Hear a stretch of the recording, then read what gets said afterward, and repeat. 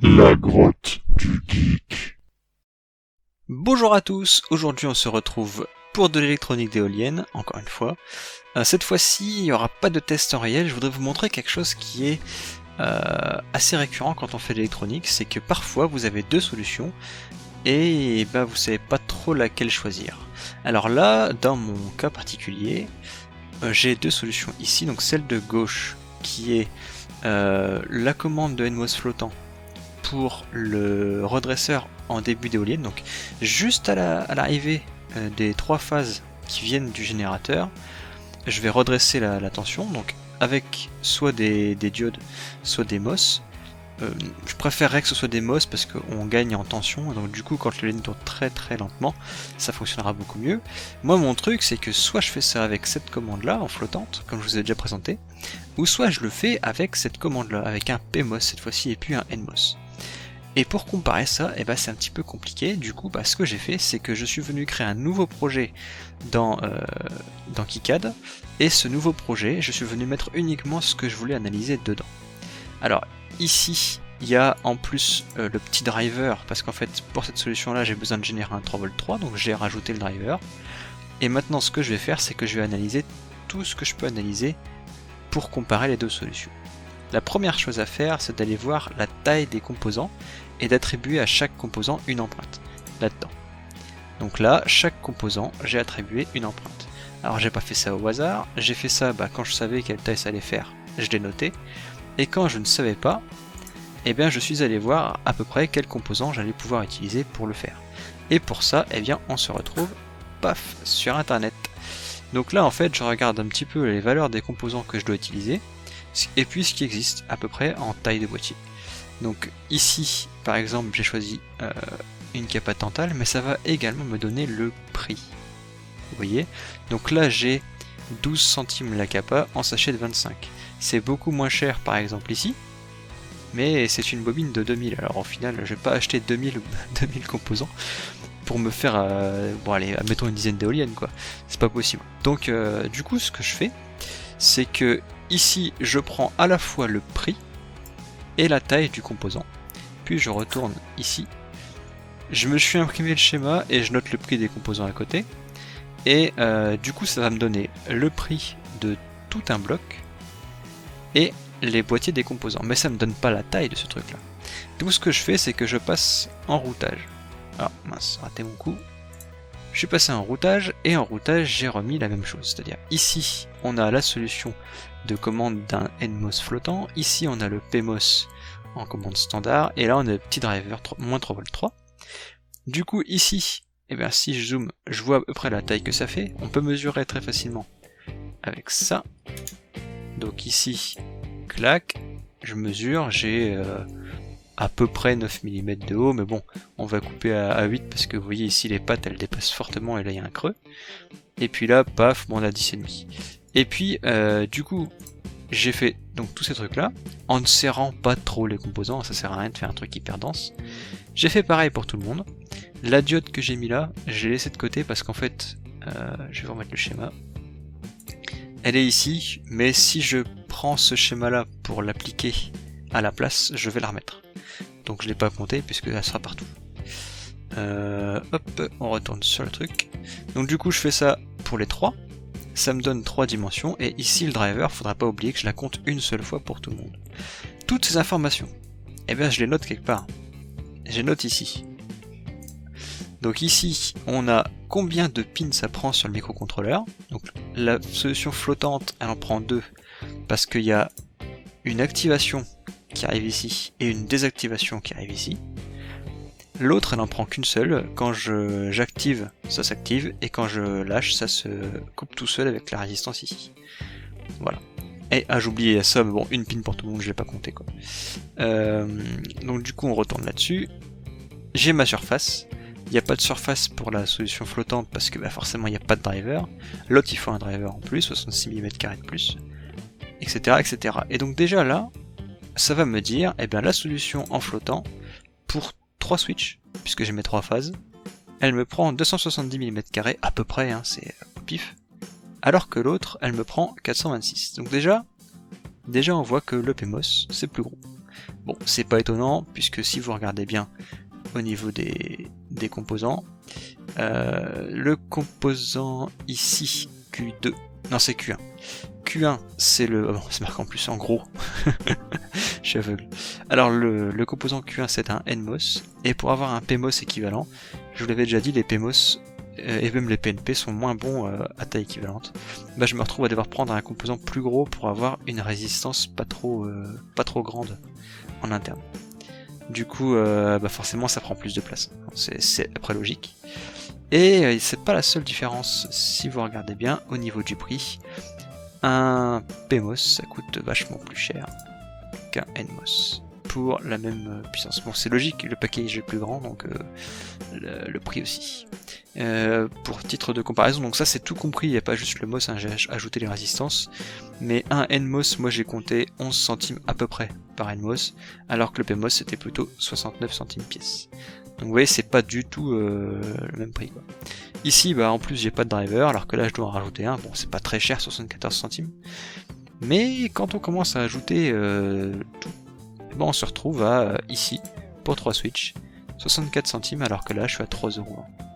Ah, ça commence à faire pas mal. Ensuite, il faut regarder un petit peu la consommation. Alors là, on va sauter une ligne, on va passer directement là pour l'instant. J'ai marqué la consommation, et là j'ai marqué la consommation du driver. Consommation, qu'est-ce que c'est? Et bien en fait, je suis allé faire une petite simu. J'ai comparé mes deux circuits. Ici, on a le circuit en flottant. Du coup, non c'est celui-là. Je suis fou. Celui-là c'est le circuit PMOS. J'aurais déjà inversé les deux fenêtres pour que ce soit plus clair. Alors le circuit PMOS, j'ai pris la consommation sur le 3V3. C'est-à-dire qu'il va toujours consommer un peu sur Vin avec cette résistance-là.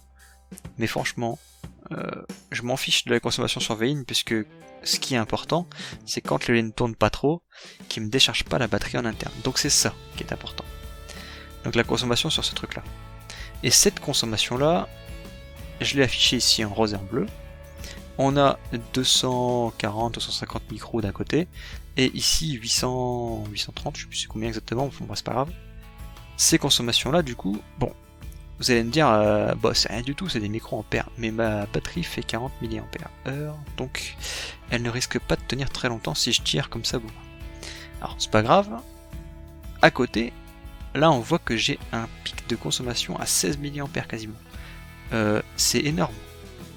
Et pourtant, en fait, c'est un pic, et donc c'est beaucoup plus petit en termes de consommation. On va zoomer dessus, vous allez voir, c'est vraiment quelque chose de fin. Et voilà. Je dois encore zoomer. Et encore zoomer. Voilà. Donc là, j'ai un pic qui descend. Alors là, j'ai mis 14 parce que j'ai changé les paramètres. J'avais 16 à peu près tout à l'heure. Et ici, du coup, vous voyez que ça diminue assez vite le courant consommé. Et donc ce que j'ai fait, bah, j'ai pris en gros une approximation, j'ai fait un triangle, paf, paf, en prenant comme ça. Ce triangle là, c'est ce que j'ai consommé, donc je vais calculer juste 16 mA pendant là, le temps que ça fait ici, clac, ça fait un rectangle. Je divise en deux la valeur que je vais trouver, donc j'ai compté 8 mA, et là ça fait après 4 microsecondes, je vais compter, tout à l'heure. Et là, c'est un peu plus court, tout à l'heure j'avais plus de courant. Et donc c'est 4 microsecondes que j'ai compté. Ah oui, j'ai changé la tension. Ah c'est ça, j'ai changé la tension ici, c'est pour ça que ça change un petit peu cette valeur là. Bon c'est pas grave, j'ai compté 4 microsecondes, 16 mA, et donc du coup ça fait la valeur d'un rectangle de 4 microsecondes, 8 mA. Voilà. Bon, c'est un peu de mathématiques toute simple, c'est de la géométrie. Mais vous voyez après ce que je veux dire. Donc du coup ici j'ai été capable de calculer la quantité d'énergie qui a été utilisée là, et là c'est pareil en fait. Ce que j'ai fait, c'est que j'ai étalé sur mes 100 millisecondes l'énergie qui a été récupérée, et puis je vais considérer que en une seconde, ça va consommer un temps. Donc c'est ce que j'ai fait ici. Ici j'ai compté 8 mA 4 secondes, 10 fois par seconde. Donc du coup ça me fait ici 0,32 microampères en moyenne, parce que c'est rien du tout en fait. Et alors que de l'autre côté, et bah ouais, mais 800 là, et bah ça fait 1090 en additionnant pour un seul driver comme ça. Parce qu'en fait, ici, j'ai de la chute. Alors que là, j'active un bref instant et après j'arrête. Et parce que c'est flottant, j'ai pas de courant qui s'en va. Alors si, il faut activer un coup de temps en temps. Vous l'avez vu quand on avait fait le test, la LED s'éteignait au bout d'un moment, mais sinon, là clairement, je viens de réarmer un coup de temps en temps, j'ai un petit peu de consommation, des pulses comme ça, et puis quand je veux changer, paf, je le coupe un coup, et ça revient à peu près normal. Alors à peu près, parce que je l'ai coupé qu'une seule fois ici, vous voyez que ça chute bien la tension, mais si la tension d'entrée qui est en vert continue de varier, alors ici on peut redevenir passant. Donc il va falloir qu'une fois de temps en temps je vienne commuter comme ça pour éteindre quand je veux que ce soit éteint, allumer quand je veux que ce soit allumé. J'ai compté que j'allais le faire à peu près toutes les 100 millisecondes, voire moins, je sais pas trop combien. Mais dans ce que j'ai compté que ça allait m'additionner au niveau du microcontrôleur beaucoup de consommation. Et là voilà cette consommation, c'est pour ça que je voulais venir là-dessus après. Comment j'ai fait pour faire ce petit truc? Alors, faut savoir que je vais pas passer non plus 10 ans à faire des calculs précis. Je suis allé voir ici la datasheet du microcontrôleur que je pense utiliser, donc un STM32 de chez ST Microélectronique, puisque c'est une boîte française, donc autant faire travailler les Français. Ces composants-là, ils donnent... Alors, c'est assez compliqué de calculer précisément le courant, mais le courant maximal consommé en mode normal. Voilà, le run mode. Ici, j'ai 20 mA. D'accord?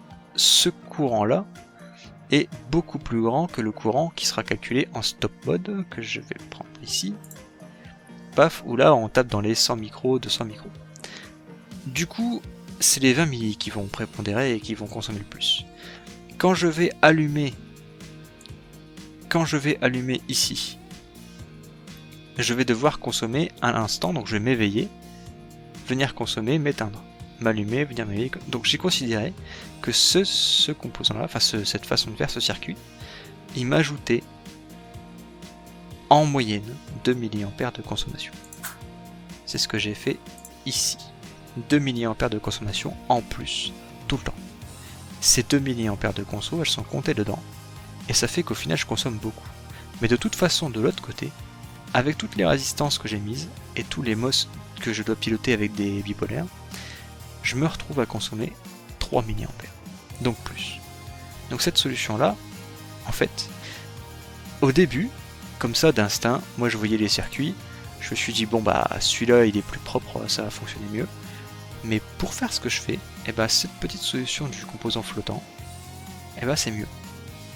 Donc c'est pour ça que ce qu'il faut faire, c'est bien prendre son temps, prendre le temps de vérifier la valeur de chaque composant, etc. Le prix, la taille et la fonctionnalité. Si vous avez une fonctionnalité exactement identique, c'est bon. Mais bon, là dans mon cas, c'est pas tout à fait le cas. N'oubliez pas qu'il faut quand même compter toutes les consommations. Si vous avez un microcontrôleur qui doit s'éveiller 10 fois plus parce qu'il va devoir faire des choses en plus, bah faut le compter. Voilà. Je pense avoir fini du coup, je vais vous laisser là, surtout vu l'heure qu'il est. Du coup, j'espère que ça vous sera utile et que ça vous a plu. N'hésitez pas à laisser un petit commentaire dans la vidéo si vous n'avez pas tout compris, ça peut arriver. De suivre la chaîne, de vous abonner, d'en parler autour de vous. Je vous souhaite de passer une excellente fin de journée et à très bientôt.